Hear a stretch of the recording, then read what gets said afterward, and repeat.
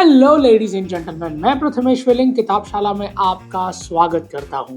किताबशाला एक ऐसी सीरीज है जिसे हमने आप जैसे टैलेंटेड और एम्बिशियस लोगों के लिए खास बनाई है। अगर आपको किताबें पढ़ना मुश्किल लगता है या फिर आप किताबों की साइज देखकर डर जाते हो या फिर बोर हो जाते हो तो बिल्कुल भी निश्चिंत रहिए, आप एकदम सही जगह पर आए हो। किताबशाला सीरीज आपके इन्हीं समस्याओं का समाधान है। आज से हम स्टार्ट कर रहे हैं किताबशाला का फाइनेंस एडिशन, जिसमें हम और आप अवेयर होंगे फाइनेंस की दुनिया के बारे में। मनी, फाइनेंस, स्टॉक, इन्वेस्टमेंट, ये सभी वर्ड्स अगर आपको कॉम्प्लेक्स लगते हैं तो हमारी इस सीरीज को आप मिस मत करिएगा।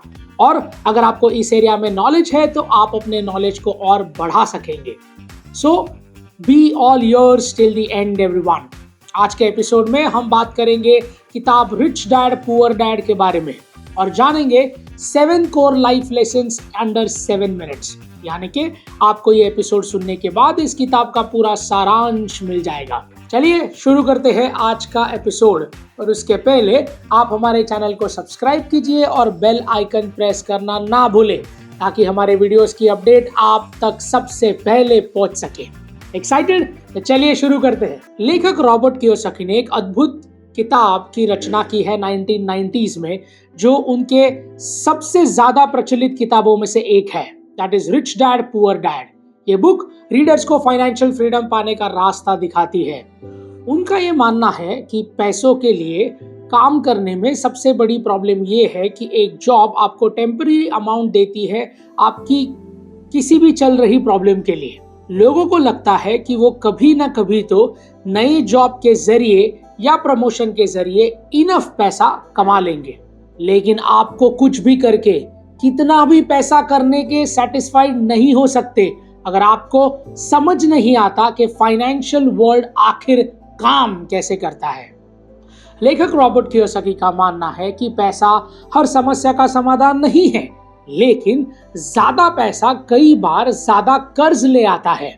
इस किताब के जरिए लेखक खुद अपनी लाइफ एक्सपीरियंस शेयर करते हैं और मनी और फाइनेंस से रिलेटेड अपने अनमोल विचार हमारे साथ साझा करते हैं। एक एंटरटेनिंग मैनर में ऑथर अपने 2 पिता की अलग अलग फाइनेंशियल आइडियोलॉजीज को हमारे सामने रखते हैं। पहले है उनके दोस्त के पिता जो रिच डैड, जिन्होंने फाइनेंशियल एजुकेशन पर ध्यान दिया, इन्वेस्टमेंट की, एंटरप्रेन्योरशिप की वैल्यू को समझा। और दूसरे है लेखक के पिता, दैट इज पुअर डैड, जिन्होंने ट्रेडिशनल 9 to 5 जॉब में विश्वास रखा और सिर्फ सेविंग की। ये 2 विचारधारा की पूरी किताब में लेखक ने विश्लेषण किया है और समझने की कोशिश की है कि किसका फाइनेंशियल मैनेजमेंट ज्यादा बेटर था। यह किताब आपको बेहतर फाइनेंशियल मैनेजमेंट सिखाएगी, पैसों को आप कैसे काम में ला सकते हैं और ट्रेडिशनल पैसा कमाने के तरीके के विरोध पर विचार रखेगी। ये एक टाइमलेस क्लासिक है जो आपको एक बेहतर फाइनेंस मैनेजर बनाएगी और आपके पैसों का सही उपयोग करना भी सिखाएगी। तो चलिए जानते हैं इस किताब के 7 अद्भुत लेसन्स के बारे में।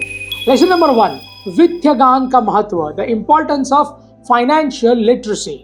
पैसों की हमारी समझ जब ही इंप्रूव हो सकती है जब हम फाइनेंशियल एजुकेशन का महत्व शुरू से समझ जाए।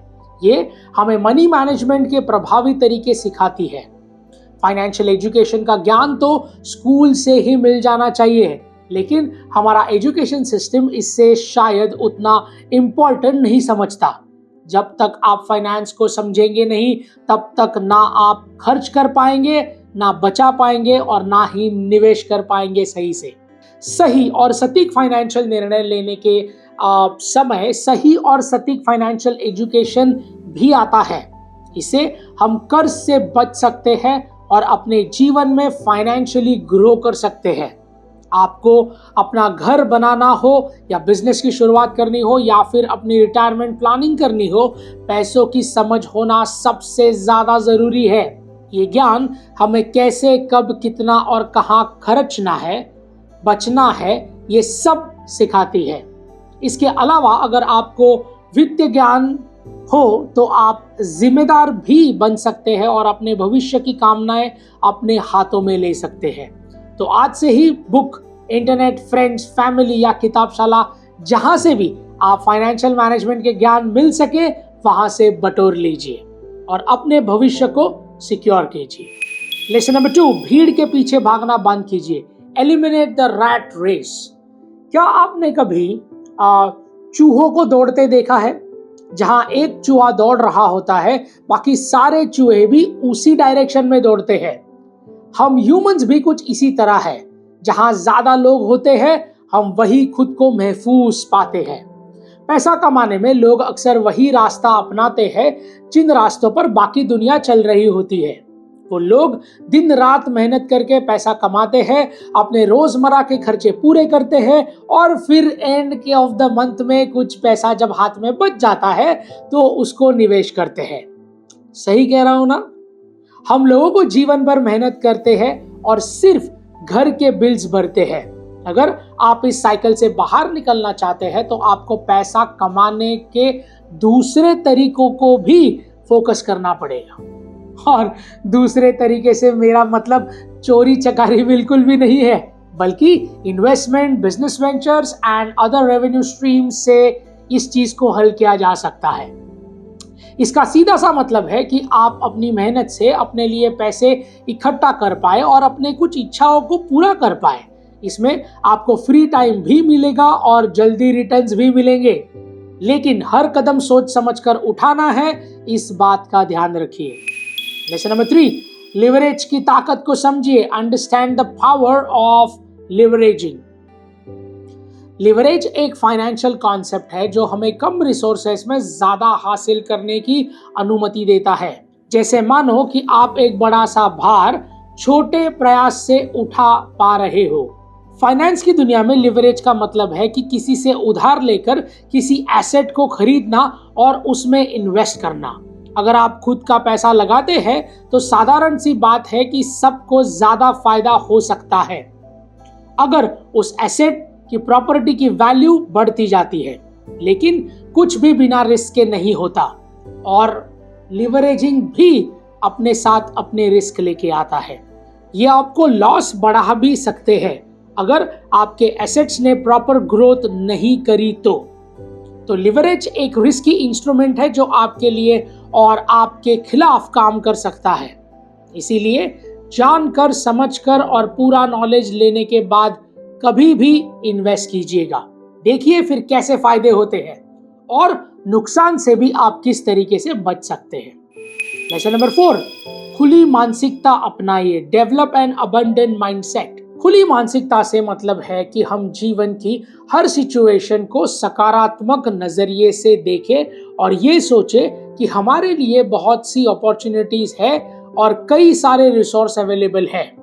ये लाइफ में एक गार्डन जैसा समझने के बारे में है जिसमें ग्रोथ और सक्सेस के लिए सारे फूल हैं जो हमें अपनी मंजिल की तरफ ले जाते हैं। जिन लोगों की सोच सकारात्मक होती है वो समस्या नहीं बल्कि समाधान के बारे में सोचते हैं, रिस्क लेने से डरते नहीं है और हमेशा सीखते रहते हैं कि रेडी कैसे होना है। ये हमें जो है उसके लिए ही आभारी होने का ज्यादा महत्व समझाते हैं। इससे आपका कॉन्फिडेंस बढ़ेगा और आप अपने सपनों के पीछे तेजी से भाग पाएंगे। और अबंडेंट माइंडसेट का क्या मतलब है? जो है उसी में खुश रहना, आगे और हासिल करने के लिए मेहनत करना, नकारात्मकता से दूर रहना और एक संतुष्ट जीवन के और आगे बढ़ना। लेसन नंबर 5, नाप तोल के जोखिम लेना। Taking the calculated risk.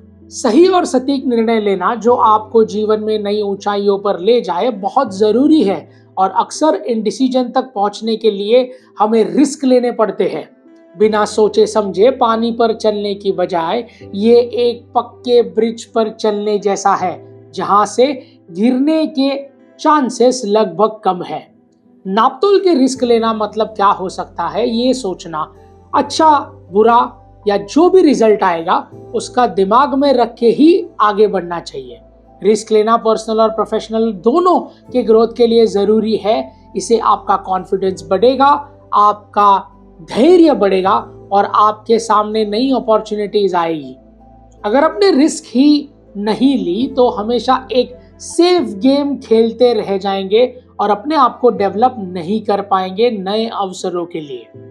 Calculated risk लेने से आप खुद को अपने कंफर्ट जोन से बाहर ले पाएंगे, जो अल्टीमेटली इनोवेशंस और अचीवमेंट को जन्म देगा।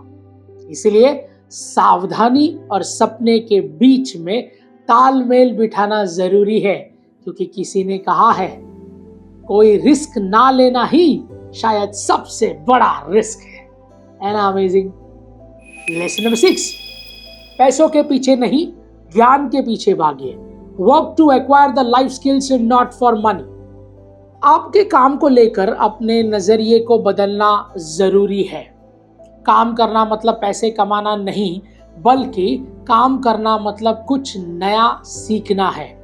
अपनी नौकरी को या बिजनेस को सिर्फ पैसा कमाने का जरिया मत बनाइए, बल्कि ज्ञान कमाने का जरिया बनाइए, जो जीवन के हर पहलू में सबसे ज्यादा काम आएगा। एक बड़ी सी सैलरी का पीछा करने के बजाय एक्सपर्टीज, टैलेंट और स्किल का पीछा कीजिए।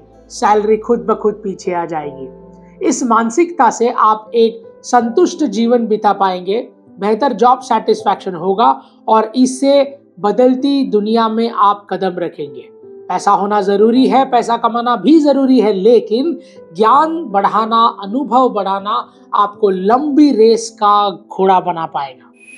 लेसन नंबर 7, अपने काम की वजह खोजें। Find your why in the work. अगर आपको अपने हर काम का कारण पता होगा तो आपको ये भी पता चलेगा कि आपका बिहेवियर कैसा है और क्यों आप किसी पर्टिकुलर तरीके से हर काम करते हैं। ये ट्रैवल करते वक्त मंजिल का पता होने जैसा है। मतलब आप रास्ते पर चल तो रहे हैं, लेकिन जाना कहाँ है वो पता नहीं। अगर आपके पास कोई पर्पस है तो आप अपने आप मंजिल के रास्ते खोज ही लेंगे। अगर आपको अपना वाई पता होगा तो आप चुनौतियों के सामने पीछे नहीं हटेंगे, बल्कि उनसे निपटने के लिए तैयार हो जाएंगे। अगर आपको अपना वाई साफ दिखाई देगा तो आप अपना कंसंट्रेशन वही रखेंगे जहां पे आप सही निर्णय ले पाएंगे। ये एक कंपास होने जैसा है जो आपको सही डायरेक्शन दिखाएगा और आपके रास्ते को और भी साफ कर देगा। सो दोस्तों, कुछ भी करने से पहले खुद से एक सवाल पूछे कि आखिर में ये क्या कर रहा हूं, और अगर वजह सही होगी तो आप मंजिल तक जरूर पहुंच जाएंगे। ये किताब एक बढ़िया रिसोर्स है और सभी के लिए जिन्हें फाइनेंशियल इंडिपेंडेंस पाना हो। ये कोई पर्टिकुलर एडवाइस नहीं देती है कि आप ऐसे पैसे कमाइए या वैसे कमाइए या ये कीजिए या वो कीजिए, पर फाइनेंस के प्रति आपको और जागरूक करने में और जागरूक होने में मदद करती है। याद रखिएगा, फाइनेंशियल फ्रीडम उनके लिए है जो सीखने की चाह रखते हैं और उनके लिए कोशिश भी जारी रखते हैं। सो लेडीज एंड जेंटलमैन, इस किताब को ज्ञान का खजाना समझना बिल्कुल सही है, लेकिन आपके दिमाग को सिर्फ इंफॉर्मेशन से भर देना हमारा मकसद बिल्कुल भी नहीं, बल्कि हम बस एक माध्यम है जो इस किताबशाला के जरिए दुनिया का सर्वश्रेष्ठ ज्ञान आप तक सिंपल और आसान भाषा में पहुंचाने की कोशिश कर रहे हैं। तो इस ज्ञान को सिर्फ ज्ञान ना रहने दें, इसे अपने रोजमर्रा के जीवन में इस्तेमाल करें और अपनी जिंदगी को नई ऊंचाइयों तक ले जाएं।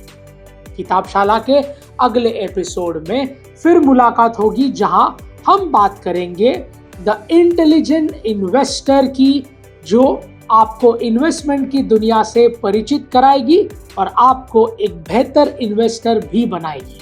So ladies and gentlemen, this is Prathamesh Veling signing off until we meet next. Thank you.